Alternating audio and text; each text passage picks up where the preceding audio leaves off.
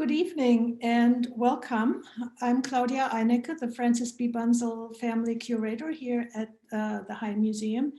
And I must say, it's a great pleasure to see so many of you. By Zoom tells me 89 people, so many of you who've tuned in to our evening tonight.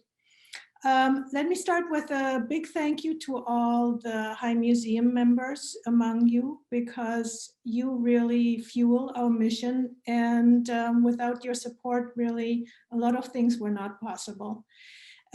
So that said, if you are not a member yet, or you need to renew, I hope you will visit high.org at the end of this program.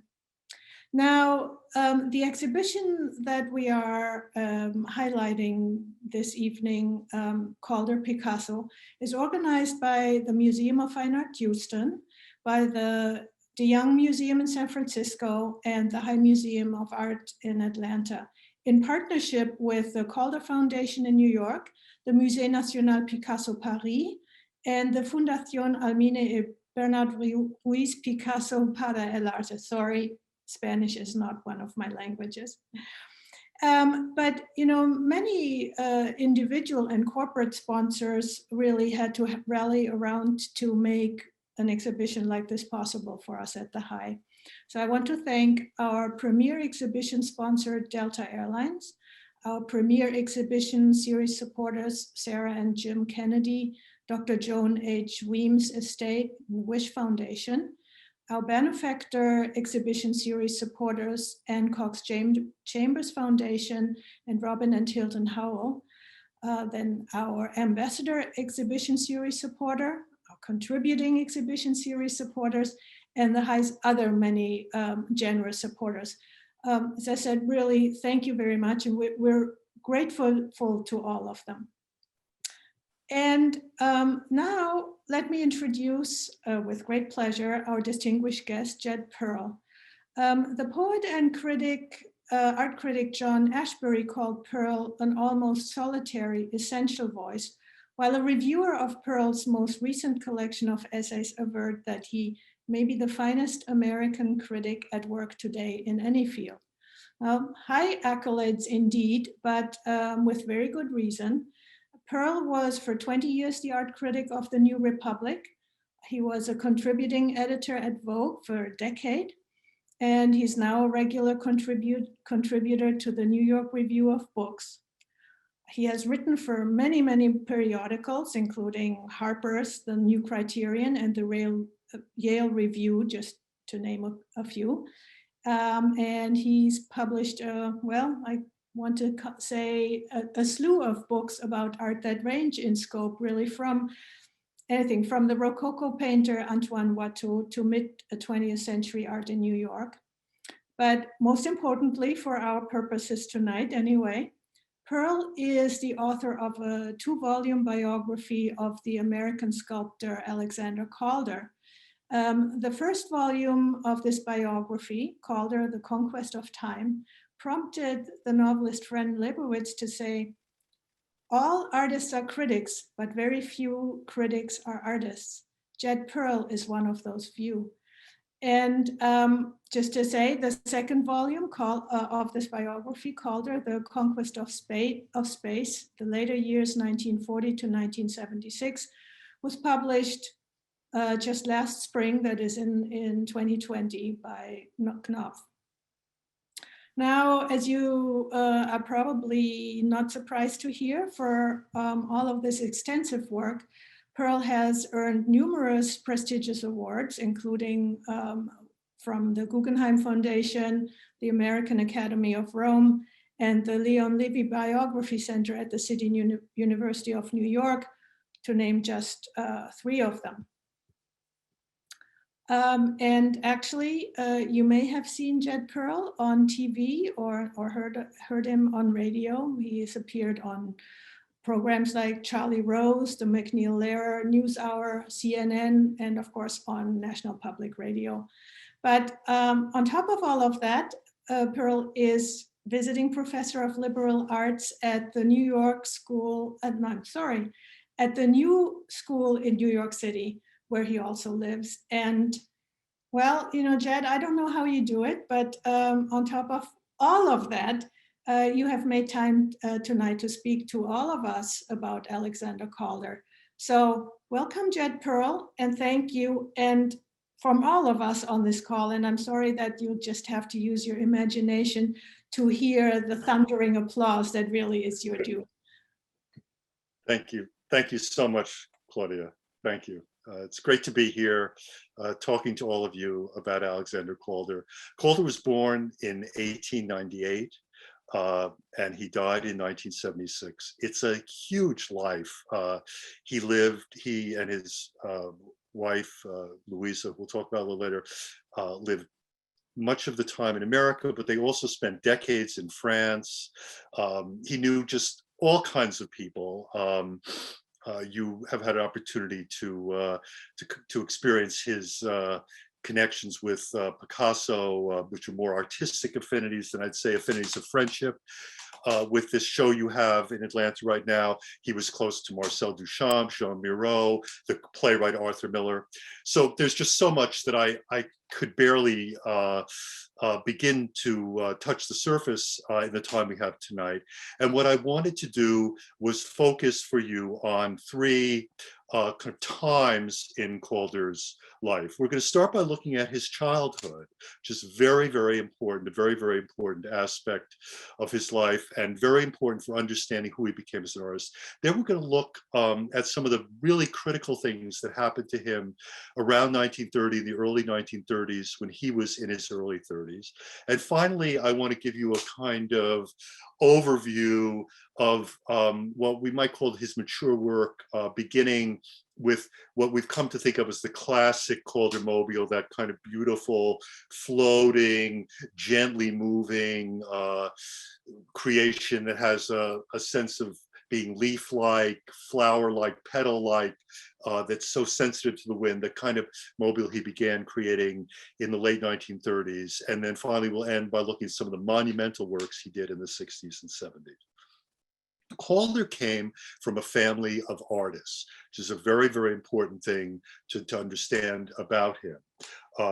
Here you have on the left on your screen a painting that Calder's mother, the Nanette Lederer Calder, made of her son, Calder, Sandy Calder, from childhood to the end of his life. Everybody who knew Calder called him Sandy.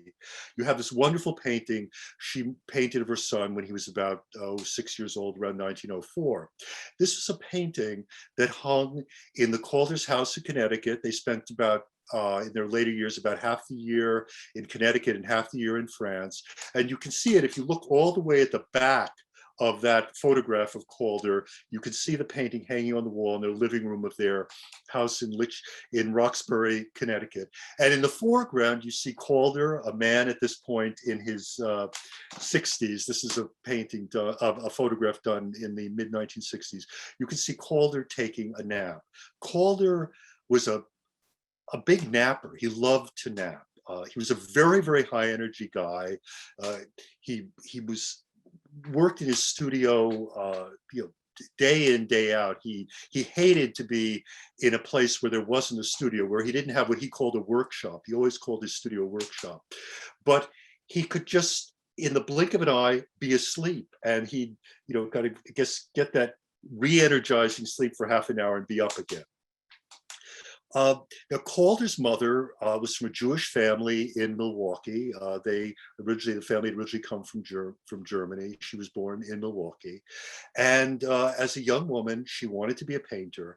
And she went to study at the Pennsylvania Academy of Fine Arts. And in the next photograph, you see on the left, Calder's parents, Nanette Lederer, bent over the table there on the left, and the very elegant young man watching his wife probably write a letter. That is Sandy Calder's father, whose name was Alexander Sterling Calder. He was the son of a sculptor. Calder's father and paternal grandfather were both sculptors, and Calder's father had picked up the family business and gone to the Pennsylvania Academy. And there in the 1890s, Nanette Lederer meets Sterling Calder, and they fall in love, and they get married, and they go off to Paris to live the bohemian life. So this bohemian life, this life devoted to art that was Calder's life, really, it begins with his parents. He is born into that world. On the right, you see an absolutely wonderful photograph of Calder about the age of 2, being bounced on his mother's knees. This is a photograph by a very good friend of his mother, a woman named Eva Watson Schutz, a well-known photographer around the turn of the century. And one of the things I learned, which nobody had realized before while working on the first volume of my biography of Calder, was Calder's mother was a kind of feminist in the art world. She was one of the people involved in starting a women's feminist art club in Philadelphia in the last years of the 19th century, because a lot of the women were frustrated that they couldn't be full members of the art club, the main art club in Philadelphia. So Calder comes from this very, very interesting family. His father, whose work we'll see in the next 2 slides, became, in the early years of the 20th century, his father, Sterling Calder, was one of the best known sculptors in America. On the left, you see a sculpture by Sterling Calder, again, of our Calder, Sandy Calder, done around 1901 when Calder was 3. A sculpture much exhibited at the time. There's actually a copy of this sculpture in bronze in the Metropolitan Museum of Art in New York. And Calder and his sister was 2 years older than him. She had actually been born in Paris. Her name was Margaret. In the family, she was called Peggy from Paris. Calder and his sister, they had to model for their parents a lot when they were kids, and they complained about this in later years. They said it was so boring modeling for mom and dad, and we were only paid 25 cents for 2 hours of modeling. The work Calder's father was best known for were monumental works, such as the one you see on the right, which is the Fountain of Energy, done at the Panama Pacific exhibition in San Francisco in 1915. Everybody thinks of Calder as being born in Philadelphia, which he was, but Sandy Calder spent a lot of his early years in California. As a teenager, he watched his father creating monumental works like the one on the right in San Francisco. And one has the sense that there was some kind of inkling, kind of yearning of his own, to do that kind of work, a dream of making his own kind of monumental sculptures, which, as we'll see a little later, he was finally able to do in the 1960s and 70s. Earlier, in the first years of the 20th century, the family had actually lived in Southern California, in Pasadena. There's a wonderful photograph you see on the left coming right up here of the family, little Calder, Sandy Calder on the left, maybe about 10 years old at this time. His elegant father. People who had known the father and son always commented to Sandy, the son, "Oh, well, your father's the good-looking guy in the family." He's a very elegant man, Sterling Calder. And Calder's mother, Nanette Lederer, and then Calder's sister. In Southern California, in the years when Calder was 9, 10 or so years old, his parents were very close to a lot of metal workers, tile workers, and artists who were involved in what was called the arts and crafts movement. Now, many of you probably know about the arts and crafts movement. It was something that started in England in the mid-19th century, begun with the teachings of Ruskin and the ideas of William Morris. And the arts and crafts movement was a protest against the mechanization, the depersonalization of modern life in the industrial age. And the arts and crafts movement emphasized making things by hand. Right around this time, when Calder was maybe 11 years old, we're not quite sure if he made them still in Southern California when the family moved back east, he made these 2 tiny metal objects made in sheet brass that you see on the right. The upper one, a dog, the lower one, a duck. And Calder thought these were so important that one of them was actually included when he had a retrospective at the Museum of Modern Art in the 1940s. And one of the things I realized as I was thinking about these works that Calder did when he was still a boy, and let's look at the next two slides, was, well, where did this come from? Where does this impulse to make things in metal come from? And I think what happened, again, and this goes back to when he's 9, 10, 11 years old. He was a very imaginative, creative kid. His parents, who believed, like many sort of bohemians or artistic people did in the early 20th century, that childhood creativity, the creativity of childhood should really be encouraged. They encouraged this. And I think he was in contact with friends of his parents, such as a man named Douglas Donaldson, who made the street sign number, and the middle image you're seeing on the left here is part of a metal light fixture that Douglas Donaldson done. Donaldson is somebody his parents all knew. And I think that Calder, as a boy, was encouraged by people and friends of the family to make things, to be very attentive to the beauty of how things are made. And this is something very important to keep in mind. Many of you, I'm sure, have already been to the Calder Picasso show at the High. And when you go, I really encourage you to be very attentive to how things are made. So much of what Calder became later on, let's have the two next images, really grows out of these early years. On the left, you have a watch fob made by an arts and crafts artisan named Madeline Yale Wynn around 1900. And you see on the watch fob that spiral shape, which is one of these kind of primordial iconic shapes, which Calder always said was his favorite shape. On the right, you see jewelry that Calder himself made in the 1930s and 40s. These are pins. And again, using that kind of shape, you see the spiral, but fascinated by the beauty of making things by hand.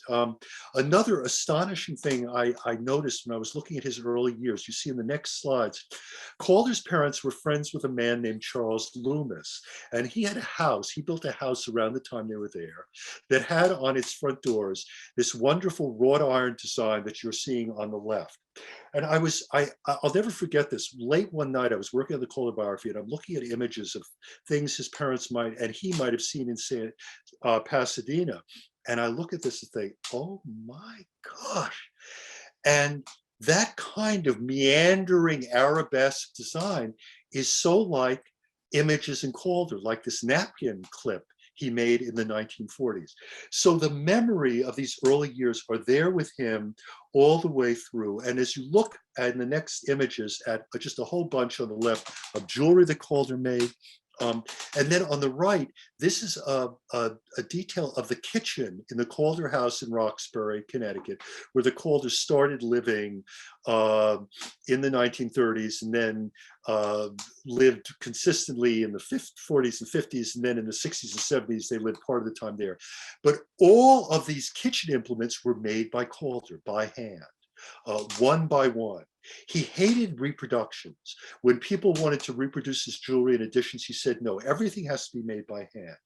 And that idea of the artisanal, the handmade, the visceral quality of the making of things, you feel that in the first sculpture he does, the first wire sculpture he does at the end of the 20s, such as you see in the next two images on the right, wonderful sculpture of the great African-American dancer Josephine Baker, who was such a sensation in France, in Paris, when Calder first went there in the late 1920s, the mid to late 1920s.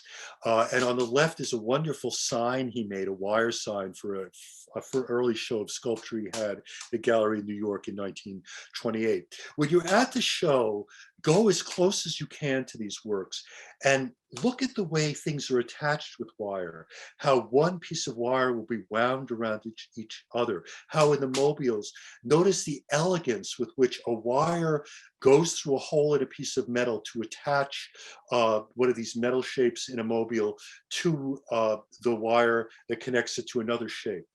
That kind of elegance, that was something he was imbibing as a kid from his parents in this wonderful sort of bohemian atmosphere where there was always this dissent against the mechanization and the routinization of modern life. Now, I want to jump now to the years right around 1930, when a whole bunch of really, really important things happen for Calder. One of them is he meets the beautiful woman you see in the next image on the left, Louisa James. He meets her in 1929 on a ship going back to America. And the two other incredibly important things that happen within a couple of years are he becomes an abstract artist, and he embraces the idea of the kinetic, of movement in art. And all of that happens within 2 or 3 years. You have this feeling that he's suddenly in his early 30s, and it's like now or never. He'd actually, I should say, spent some years of uncertainty earlier in his 20s. He, as a teenager, he was this very creative kid. But he didn't really know what he wanted to do. He was one of these kids, and some of you have had children, who have children, who've had children, or having children, are acquainted with this kind of kid. Very imaginative, very smart. In school, he always had the answers before anybody else, but he was also a bit of a goofball. And his parents, who were very serious people, were always a little worried, what the heck is he going to do? And in high school, he always got the highest grades. When they lived in San Francisco, he went to a very demanding special high school, but he didn't know what he wanted to do. He finally decided, oh, I think I'll be an engineer. So he went to engineering school for 4 years in Hoboken, New Jersey at the Stevens Institute of Technology. And then for a few years, he tried to be an engineer, and it just did not work. He would either be fired from a job or leave a job within months. And then in 1923, he's out living with his sister, who's then married, living in the Pacific Northwest. And he gets this yen to paint. And he writes to his mother, would you send me some paints? His mother, the painter. And then flash forward a few months, he's in New York studying at the Art Students League, studying with a lot of old friends of his parents. He studied with the painter John Sloan, who some of you I'm sure have heard of. John Sloan had known Calder, Sandy Calder, as a kid because he was friends with his parents. And from the minute he walks into the Art Students League, he never looks back. He starts by painting, then he embraces sculpture. In 1926, he wants to go to Paris. He knows a lot of people in New York have been to Paris, and his parents, who are always incredibly supportive, help him. And then from 1926 to 33, when he and his then wife, Louisa, go back to America to start a family, he's really back and forth from Paris to New York and back and forth, often on boats. And in 1929, on a boat called the De Grasse, he meets this beautiful woman, Louisa James. And on the right, you have one of these wonderful wire portraits, people who really meant a lot to him, friends, his wife, and now I think some women who actually were lovers, possibly, though it's not clear. He would do wire portraits of people who were important to him. He meets Louisa. She's a fascinating person. She's from, on her mother's side, an old New England family. On her father's side, she's from the same family as the novelist Henry James and the philosopher William James. She's a great niece of Henry James and William James. And she's in her mid-20s. She's 5 or 6 years younger than him. And she has always been kind of yearning for a bohemian life, but the people she would meet when she traveled were always sort of, they weren't bohemians. They were people from her own sort of Boston Brahmin world. So she meets this crazy, interesting guy on this boat who tells her he's a wire sculptor. And they have a kind of a love affair for a year and a half or so. And they're finally married in January 1931 and go immediately back to Paris, where Calder's parents had started out. So there's this kind of tradition in the family of beginning a marriage in Paris. While they're still sort of deciding whether to get married in Paris, Calder goes to the studio of the man you'll meet in the next images on the left, Piet Mondrian, the great abstract artist. And although Calder had already known about abstract art well before he went to Mondrian's studio in 1930, it was in Mondrian's studio that he said he suddenly kind of understood abstract art with his heart and soul, with his whole heart and soul. And it was at that point that, in a sense, he fully embraces and he kind of becomes a part of the vanguard, the front edge of modernism, of modern experimentation. And within months, he's moved from the work you see on the left in the next images, from these wonderful, witty wire figure sculptures, like the Brass Family from 1929 on the left. He's moved from that kind of work to these very, very austere abstract sculptures, such as the one Croisière that you see on the right. And this was a shock to many of the people who'd gotten interested in his work in the late 20s. He'd already, by 1930, begun to be known in certain circles in New York and Paris as the man who did these witty sculptures of dancers, of acrobats, and animals. And I think those first wire sculptures, like the one of Josephine Baker that we saw a minute ago, they have some of the kind of champagne high spirit of the Roaring 20s. Remember, this is the period when he goes to Paris. 1926, the year he's first in Paris, is the year when the Charleston, that great dance of the 20, reaches its peak. And my feeling is that part of the move toward austerity that you see in these first abstract works, I think was affected by the dramatic turn in the world with the crash in 29 and the beginnings of the Depression. In the next slide, you see his first show of abstract work in 1931 at a gallery in Paris, the Galerie Percier. And you see, it's interesting, up at the top, some of his wire portraits of friends are shown. And then on this low-lying shelf that runs all around the room are these first experiments in abstract sculpture, most of which were static. But in a few of them, in a few of these first abstract sculptures, and you can see in the right-hand side image on the next group of images, a work called Object with Red Disc. Some of them would be able to move a little bit. You can see this object with red disc, it kind of pivots on that triangular base. And he said, in explaining that, well, at first I sometimes wasn't sure exactly how I wanted to work to move. And this kind of shift toward the kinetic, toward movement in art, this is such an extraordinary and mysterious thing. And I've spent a lot of time thinking about, well, how does an artist embrace something like this? There had been certain experiments with kinetic sculpture in the 10 or 15 or 20 years before Calder fully embraced that idea. But they were sort of sporadic and no artist really fully embraced it. But Calder had always had this interest in movement. Many of you have been to the Whitney Museum of American Art in New York and seen these are the Calder Circus, of which you're seeing a couple of these little vignettes on the left here. This became Calder's calling card when he first got to Paris in 26. Starting in a small hotel room on the Rue de Guerre, he would invite a few friends and he would perform this circus with these animals and circus performers that he would actually manipulate. And people in Paris were charmed by this big, kind of interesting looking, odd looking, awkward American guy, kind of on his hands and knees, manipulating these little elements. And among the people who came to see the circus in the early years were Jean Cocteau, the poet and playwright and later filmmaker, and Mondrian indeed was one of the people who came to see the circus.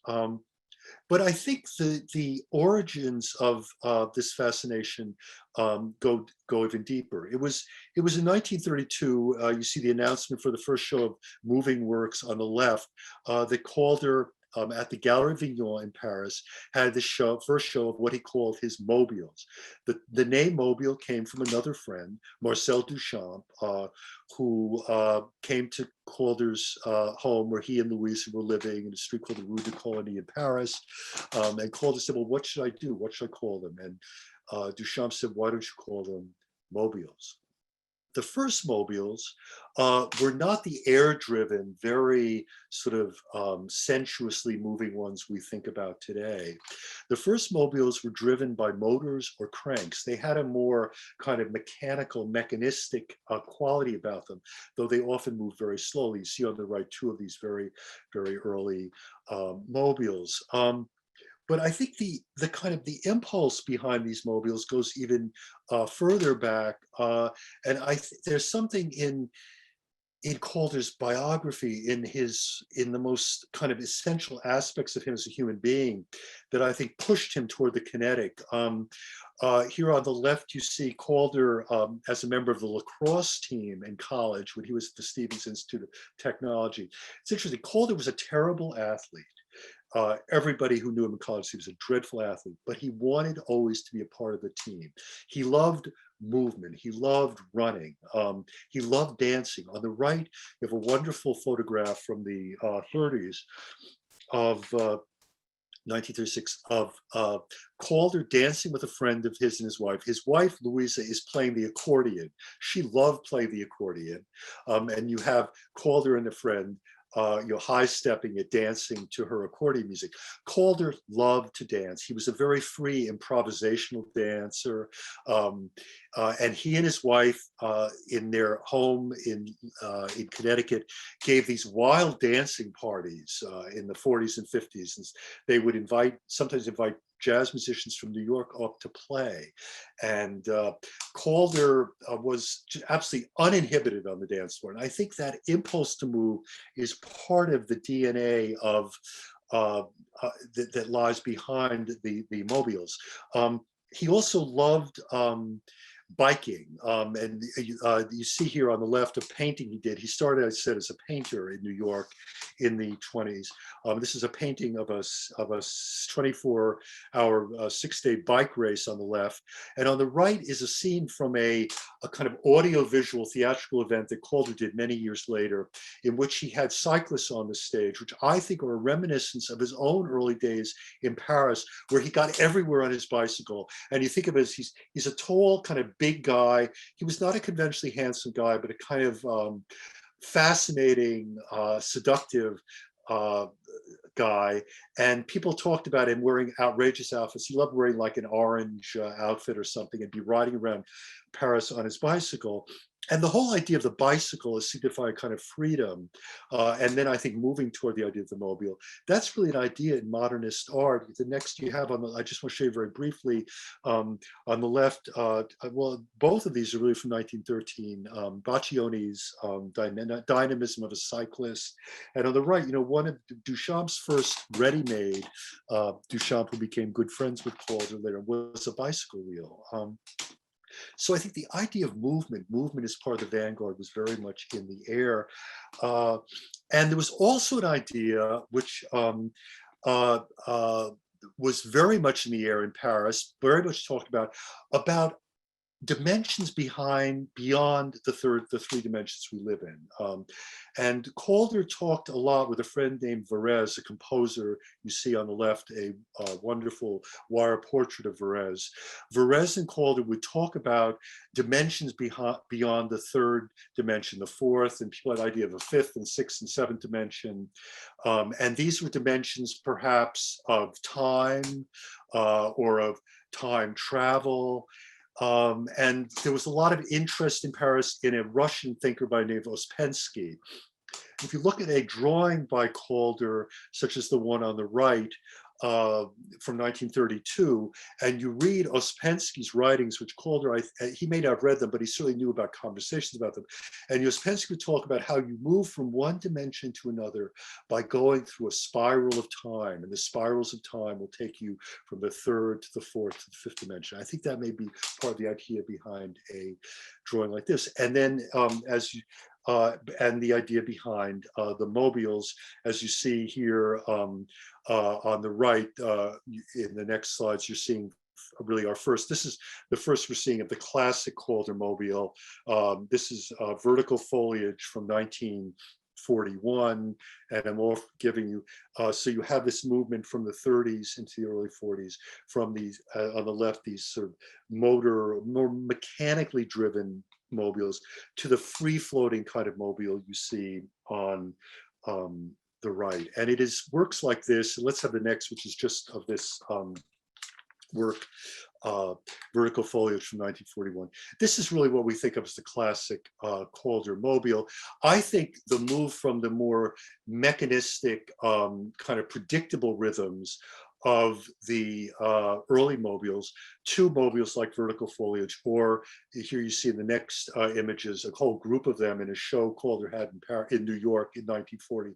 And on the right, a wonderful mobile called Eucalyptus, again from 1940.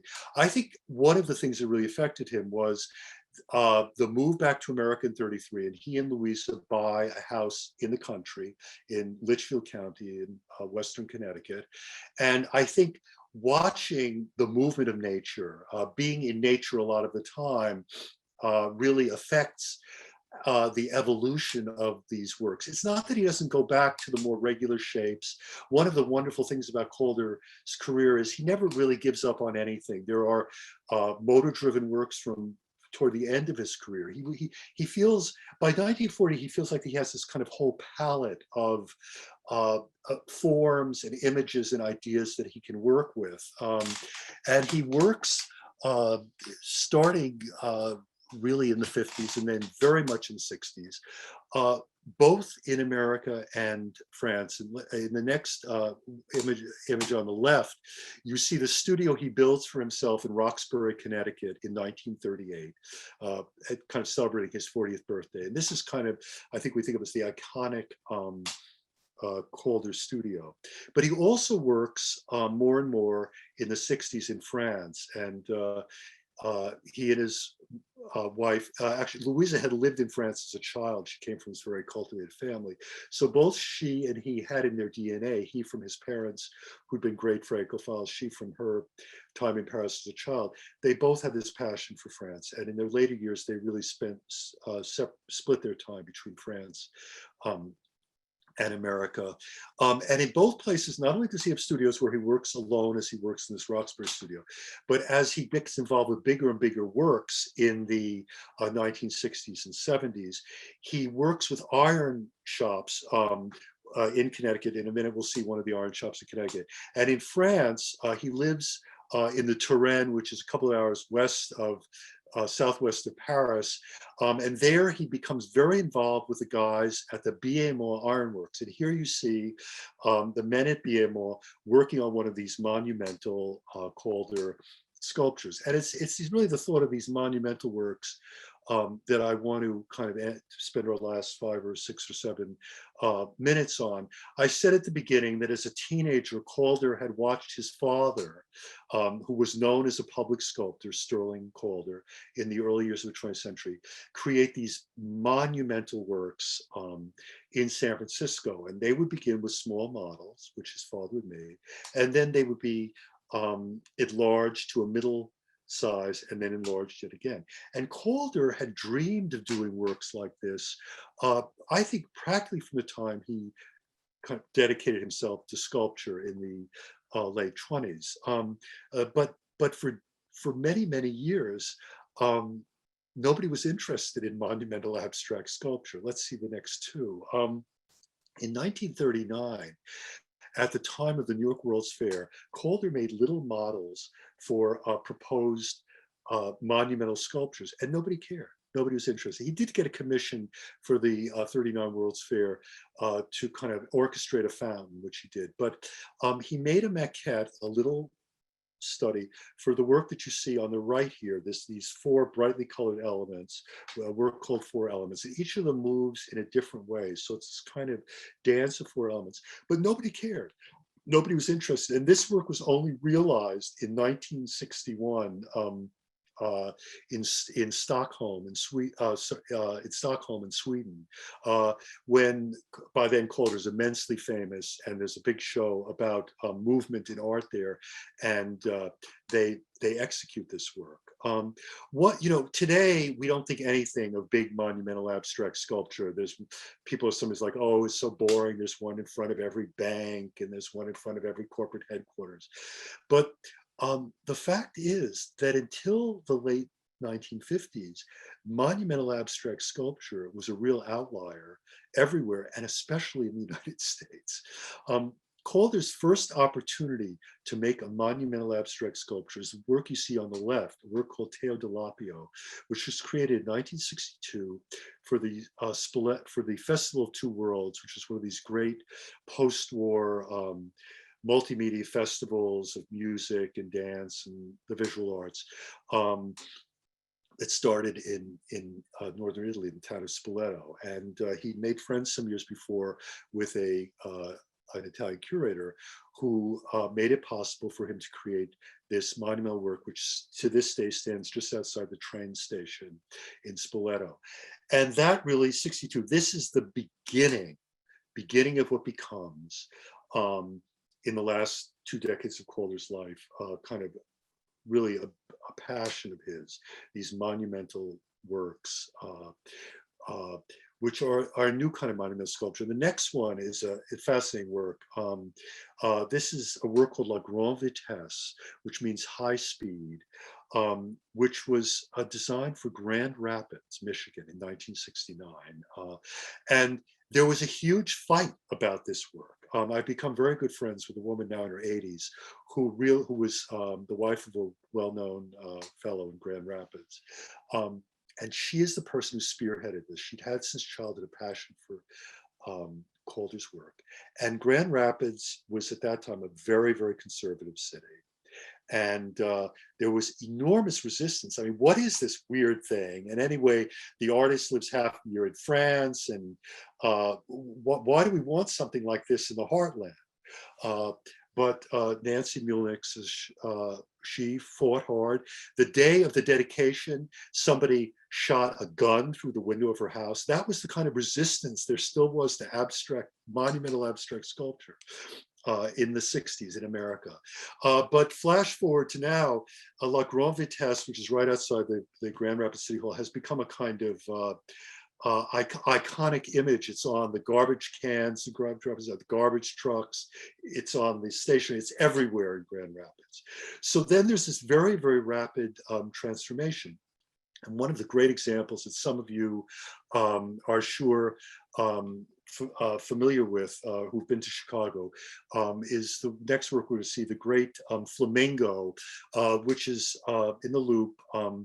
The 2 buildings you see behind it are part of a trio of buildings designed by the great architect Mies van der Rohe, and they're dark and austere. And Calder places in between these 3 buildings this magnificent, strange work. Is it an animal? Is it a vegetable? Is it a dream? Is it a phantom? And on the right, you see one of the intermediate models for Flamingo at the Segre's Ironworks in Connecticut, where Calder had a number of these big things executed. Calder's idea, let's have the next slide of Flamingo. Calder's idea with these final works, these monumental works, was to create a new kind of art for a democratic society.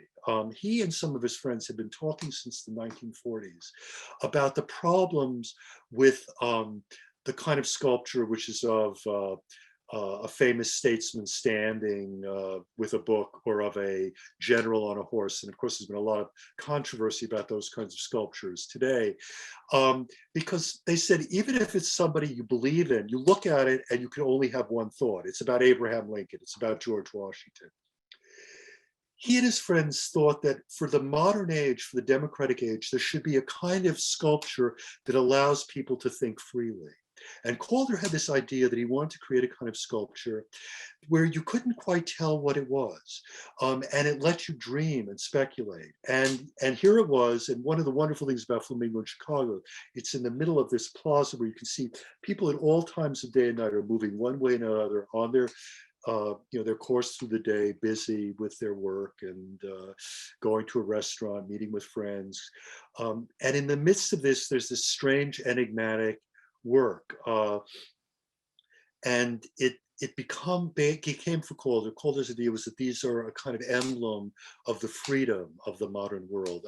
Let's end with a work from close to the end of his life. This is 1963, a work from Grand Crinkly. I said that Calder never really gives up on anything. And this is one of a group of works where the base, can you notice, almost looks like a seal or some kind of an animal with its snout up in the air, and the mobile part of this is almost like something being balanced on an animal, but then it's not quite an animal.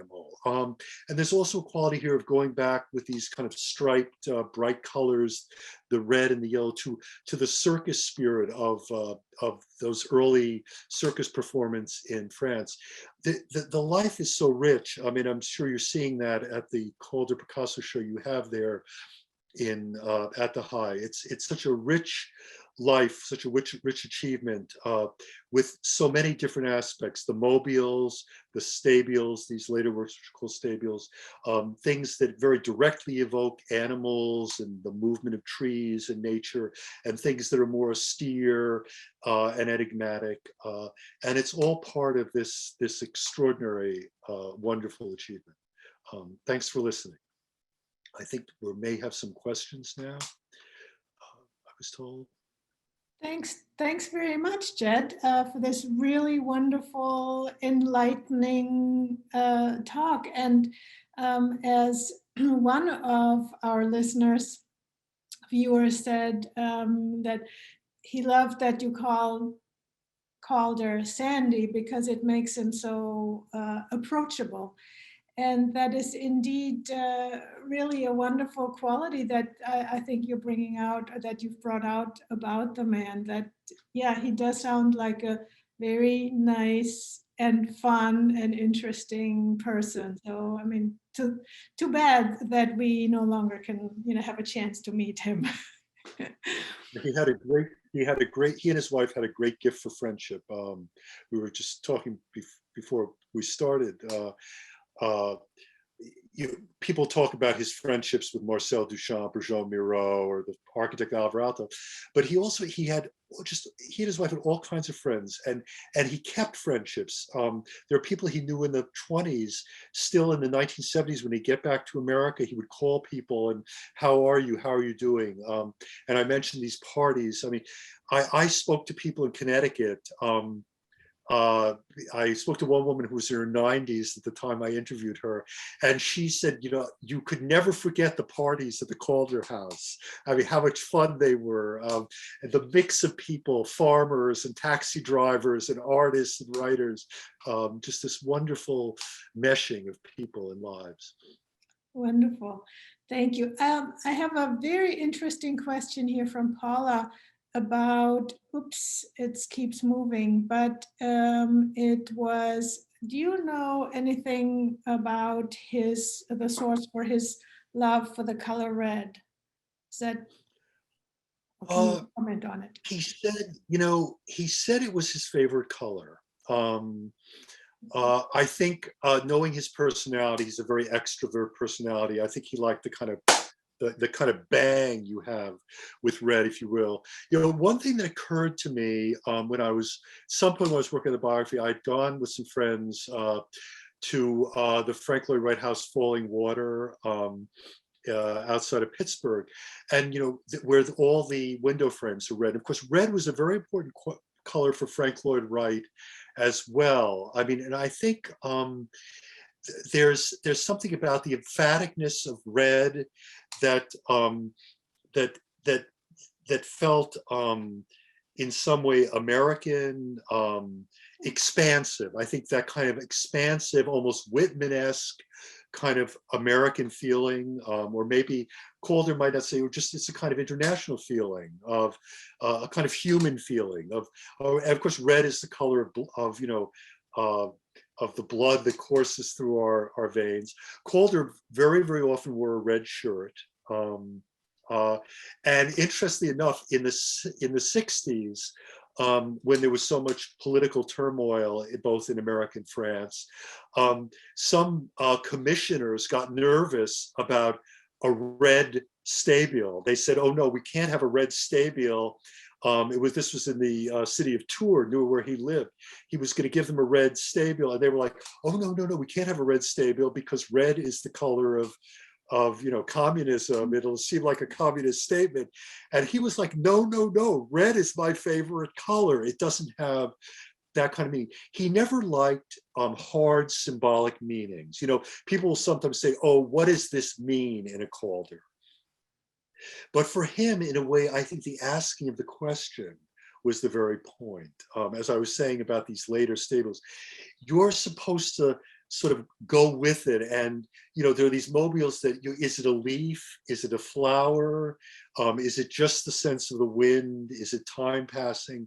He wanted that openness of meaning. And I think for him, the color red was in a way an open color, a very expansive color. Very, very interesting. So much behind it. One of our viewers asks if you would mind talking about the origins and growth of your own fascination with Alexander Calder. How did you come? I had always loved Calder, and there was actually, for his 100th anniversary, there's a big show that was at the National Gallery in Washington, and then I think traveled to San Francisco. And I wrote about that show at the New Republic, where I was then writing. And I actually wrote about it with two other shows. At that same time, there were shows of the painter Leger and the architect Alvarado at the Museum of Modern Art in New York. And I would sometimes, when I wrote for the New Republic, I would combine things in one essay. And I wrote this essay called Being Geniuses Together, because one of the things I had discovered was that they were all friends. And I'd always thought, well, I'd never written a biography. I always thought, well, the only person I can really imagine writing a biography of is Calder. There had never been a biography. He died in 1976. And I always assumed either somebody was standing in the way, or somebody had been working on a biography for 30 years. People do work on biographies for a long time. And through a series of sort of incidents and chances and so on, I came to have a conversation with the grandson of one of Calder's grandchildren, Sandy Rower, who runs the extraordinary Calder Foundation. And Sandy Rower is probably responsible for the show you have at the High now. And he actually had always loved this essay I'd written about a decade earlier about his grandfather and Leger and Alto. And I was working on a little project that had somebody with Calder, and he said, well, why don't you write a big book? And I said, you mean like a biography? And he said, yeah. And I said, well, I always assumed that either somebody's been working one or there was some problem. Well, it turned out there had been a problem, which was when Calder and his wife in the 1950s had encouraged a friend of theirs to write a biography. And when they saw it, they hated it. Mm. They hated it. They thought it was trivializing and gossipy, and they would have nothing to do with it, and they killed it. And so there was sort of this tradition in the family of being very, very skeptical of biography. And that, I guess, lasted about a generation. And then by the time I came along, there was sort of a shift in the thinking. So I've actually, I have nothing but praise for the Calder family. One of the great privileges of working on this was becoming friends with Calder's older daughter, Sandra Davidson. Calder and his wife Louise had two daughters. Unfortunately, the younger daughter, Mary Rower, died of cancer not long after I'd started. We never got to know each other that well, but Sandra, Calder's older daughter, has just been an incredible fund of information. And through her, getting to know a lot of people who knew Calder has been wonderful. And yes, he's a